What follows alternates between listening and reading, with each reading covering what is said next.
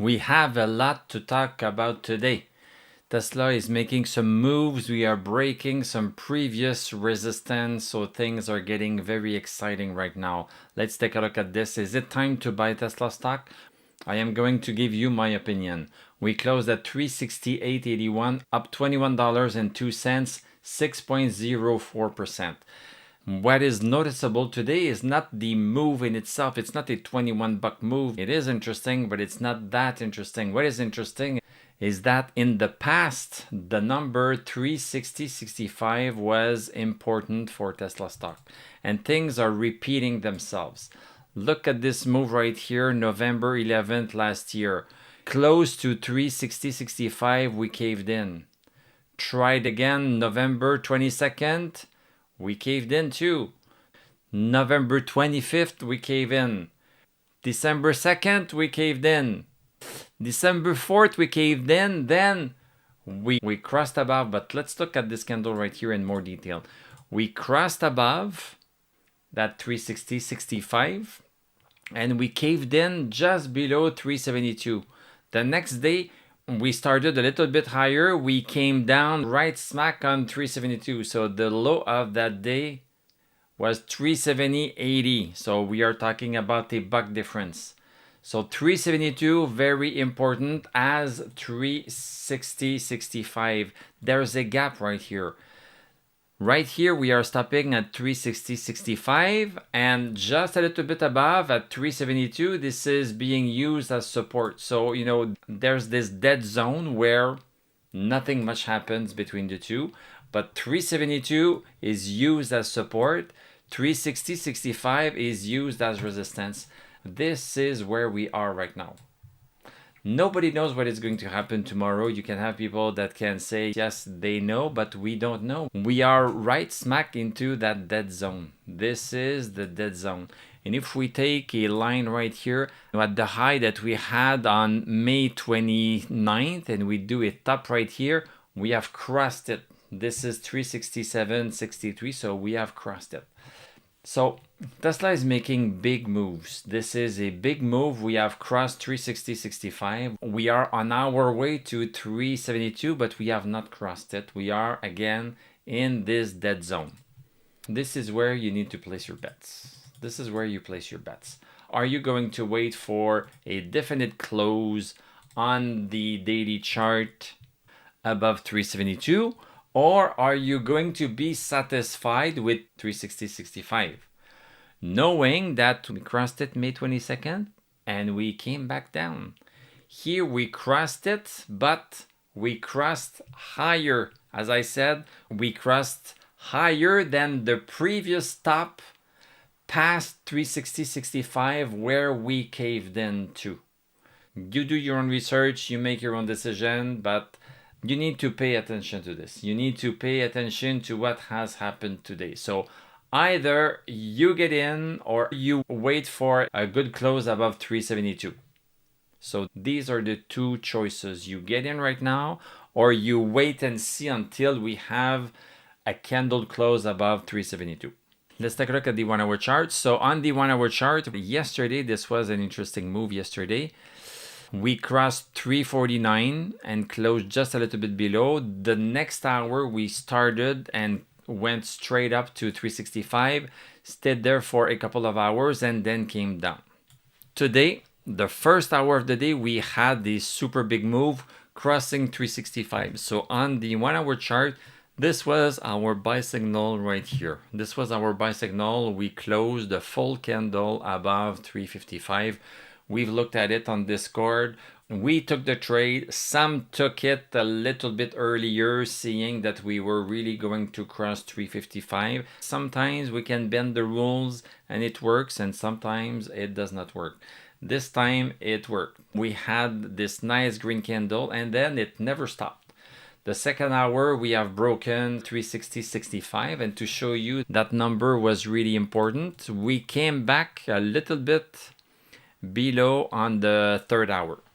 But then, boom, we continued higher. 367.63 is right here.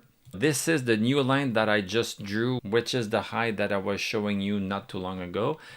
It was important because we stopped there at 1:30. Could not break above even during that hour. And of course, close below. Then the hour after that, we have gone above during the hour, but we caved in below.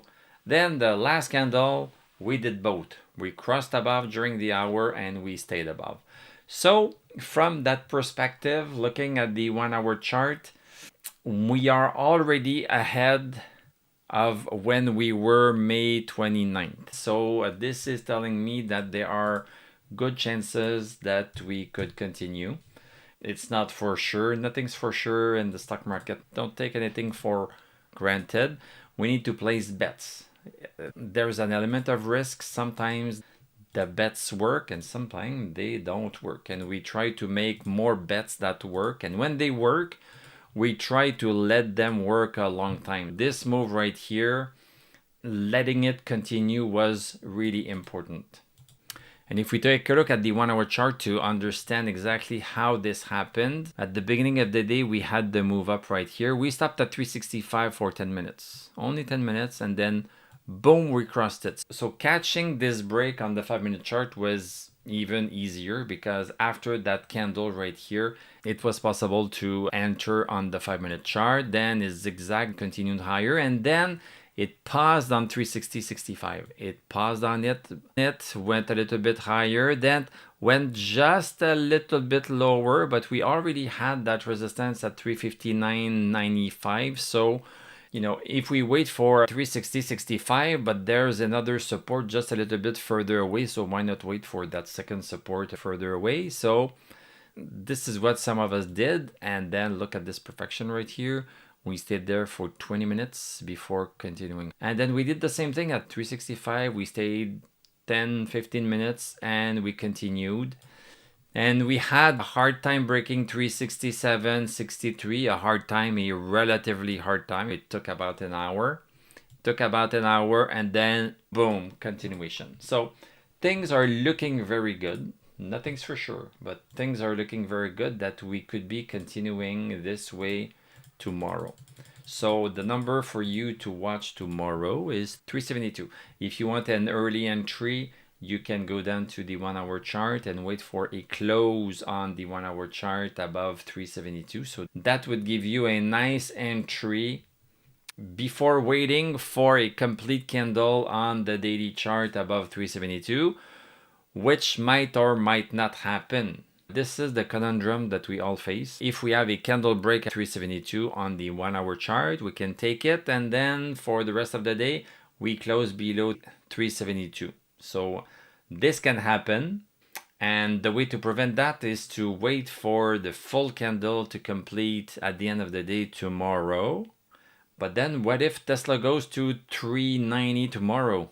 Then you are waiting for a break above 372 and we close at 390. So you are missing some moves. These are the two choices that you have. You take a chance one way or you take a chance the other way. Nobody knows for sure what is going to happen.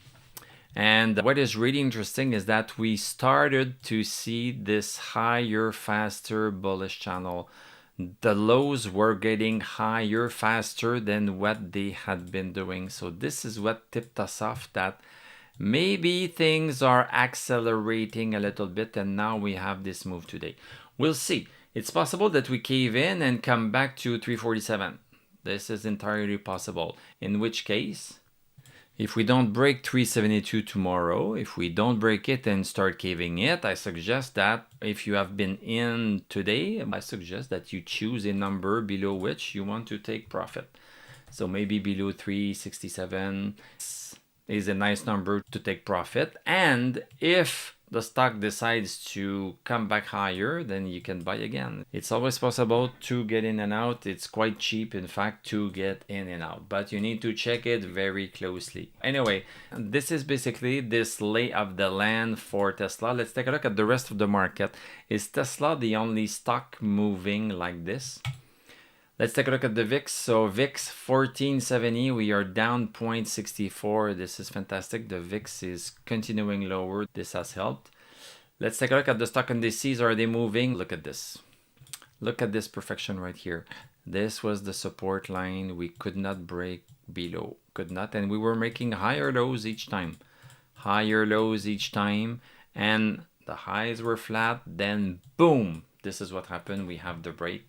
So this is a nice break on Dow Jones. We should be getting a nice move out of this for the following days and weeks, unless things reverse. If we go back below 45,210, then we are going to conclude that nope, the move is no longer valid. We should forget about all of this.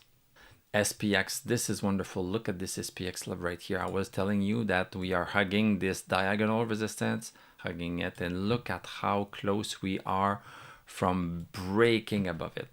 This is really exciting to see this, and look at this perfection again. Yesterday we had the move down, today boom. Look at how tightly we are wound up on that diagonal resistance. Cannot make this up, guys. Look at this. We are hugging this resistance.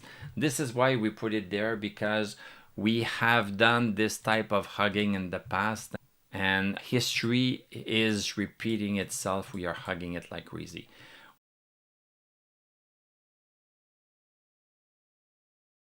What we want to see is boom, we need to break it. If we break it, this is going to be an indication that we want to go even higher. Nasdaq, the same thing. Look at this. The same kind of pattern is happening. Nasdaq right here, we were stuck at 23,964. We were stuck there. We stopped there August 13. We tried, we failed. Tried lower, we failed, and now we are trying, and look at this right here. Just a tiny break. It's not a big break, tiny break above. This is beautiful to see. You know, this is not unlike SPX. SPX, if we squint a little bit, we see that we are just a little bit above. Let's hope that we continue tomorrow. And Russell, this one was already doing great, and it's just continuing. So let's take a look at the heat map of the market. So this is really a green day that we see. Let's take a look at our economic data. So we got the numbers for core inflation rate month over month, 0.3.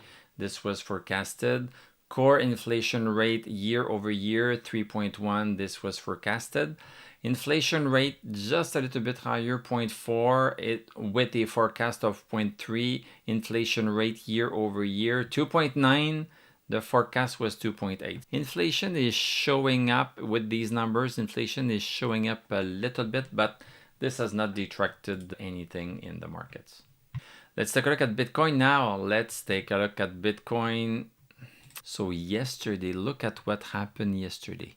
Yesterday, September 10th, we were fighting hard to try to break 111,940. 111,940 cannot close above, cannot close above, cannot close above, cannot close above. Yeah, we are starting to close a tiny bit above, but then we get shy.